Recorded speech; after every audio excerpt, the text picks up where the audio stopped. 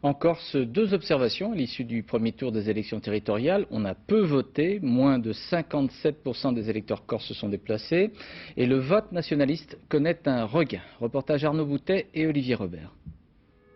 Le village de Kotichavari est à l'image de cette Corse qui boude les urnes.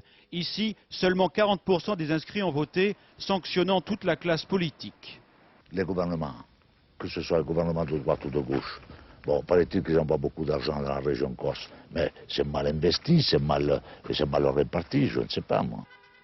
Hier soir, les nationalistes de Corsica Nazione pouvaient parader dans les rues d'Ajaccio. Avec 10,4%, le mouvement proche du FLNC Canal Historique double son score par rapport à l'an passé. L'aggravation de la situation due à la politique que l'État a mis en Corse suite au préfet Erignac en désignant la Corse comme un pays d'assassins et de voleurs, ça a payé. Hein. À droite, la liste José Rossi et Jean Badjoni arrive certes en tête, mais avec seulement 24%. La percée des nationalistes, c'est pour eux la faute du gouvernement.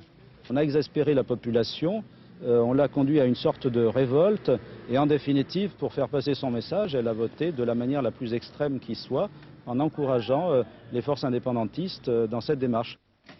À gauche, la liste d'Émile Zuccarelli obtient un peu plus de 20% et mise sur des reports de voix au second tour.